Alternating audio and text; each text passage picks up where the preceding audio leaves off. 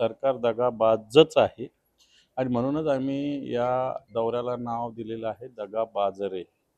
सरकारने जे पॅकेज जाहीर केलं 32,000 कोटी रुपयाचं, कोणाला मिळाले सरकारने दाखवावं आणि सरकारने 32,000 कोटी रुपये कोणाकोणाला दिले जरा सांगावं आम्हाला. सरकारने म्हणजे सरकारच्या मुख्यमंत्र्यांनी उपमुख्यमंत्र्यांनी पत्रकार परिषद घेऊन घोषणा एक केली, अध्यादेश दुसरे काढले, अंमलबजावणी तिसरीच आहे. त्याच्यामुळे समजा 3 हेक्टरपर्यंत देणार होते. किती 3 हेक्टरच्या लोकांना त्यांनी मदत केली सांगावी? बागायत शेतीला किती मदत केली सांगावी? फळबागा ज्या आहेत त्याला किती मदत केली सांगावी? खडून गेलेल्या जमिनीला किती मदत केली ती सांगावी? मला असं वाटतं ही मदत शून्य आहे. काही लोकांना 1000-500 सुद्धा मदत काही जणांना आलेली आहे. मला असं वाटतं ही तुटपुंजी आहे.